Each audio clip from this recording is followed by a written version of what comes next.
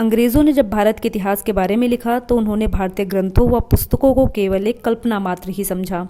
इसलिए आज हम जो इतिहास की किताबें पढ़ते हैं उनमें कहीं भी हमारे धार्मिक ग्रंथों व किताबों का जिक्र तक नहीं मिलता।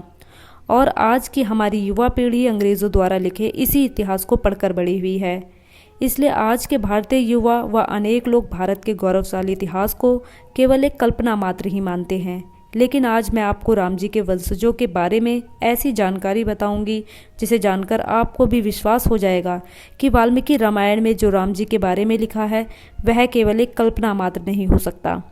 राम जी के वंशज आज भी हमारे बीच मौजूद हैं। वह आपकी व मेरी तरह एक साधारण जीवन व्यतीत कर रहे हैं। यह तो आप सभी जानते होंगे कि राम जी के 2 पुत्र लव व कुश थे। जब माता सीता धरती में समाहित हो गई तब श्री राम जी सरयू नदी में जाकर अपना देह त्याग कर वैकुंठ धाम चले गए। श्री राम जी के बाद अयोध्या का शासन संभाला, जो कि श्री राम जी के सबसे बड़े बेटे थे। कुश ने कुमुदावती से विवाह किया व अतिथि के पिता बने और अतिथि के पुत्र हुए निषाद, निषाद के पुत्र हुए नर, नर के बाद नव। इसी तरह वंशावली बढ़ते बढ़ते पहुंच गई द्वापर युग में। गीता में ब्रजबल को कुश की 50वीं पीढ़ी बताया गया है। ब्रजबल महाभारत के युद्ध में कौरवों की तरफ से युद्ध लड़े थे। इस युद्ध के दौरान उनकी मृत्यु अभिमन्यु के हाथों हो गई।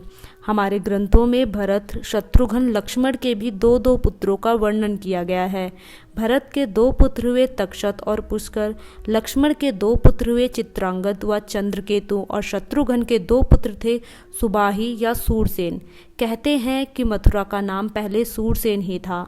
कालिदास ने रघुवंश चरित्र के अनुसार श्री राम जी ने अपने पुत्र लव को श्रवित व कुश को कुशावली नाम के 2 राज्य दिए।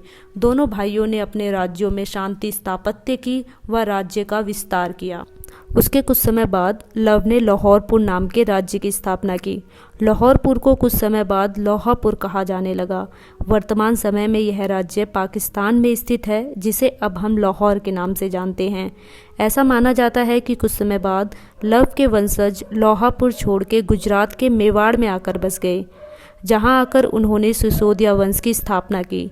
शायद यही कारण है कि अब भी मेवाड़ के राजा का राज्य चिन्ह सूर्य है। यह भी कहा जाता है कि लव से राघव राजपूतों का जन्म हुआ, जिसे बड़गुंजन जयास व सिकवा वंश चला। दूसरी शाखा सिसोदिया राजवंश की है, जिसे घेसाल और गहलोद वंश के राजा हुए। दूसरी तरफ कुश ने कुशावली राज्य की स्थापना की, आज के छत्तीसगढ़ के बिलासपुर में आज भी स्थित है। कुश ने अपना राज्य पूर्व की तरफ फैलाया और ऐसा माना जाता है कि थाईलैंड के राजा भी इसी वंश के थे। शायद इसीलिए थाईलैंड के राजा को आज भी राम जी की उपाधि दी जाती है। सूर्यवंश के आखिरी राजा के रूप में राजा सूरित को जाना जाता है, जिन्हें नंदवंश के राजा ने हराकर अयोध्या छोड़ने पर मजबूर कर दिया था।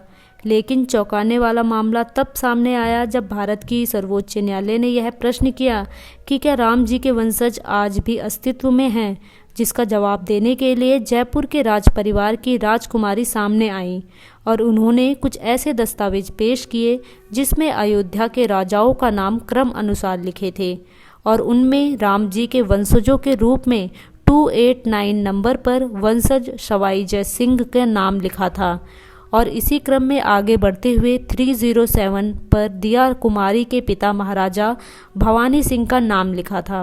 बस यही कारण है कि हम कह सकते हैं कि राम जी के वंशज आज भी बढ़ता जा रहा है। अगर हम देखें तो हमारे अंदर भी कहीं ना कहीं श्री राम जी बसते हैं, हमें बस उन्हें पहचानने की ज़रूरत है। अगर आपको मेरी यह जानकारी पसंद आई हो तो कमेंट बॉक्स में जय श्री राम ज़रूर लिखें।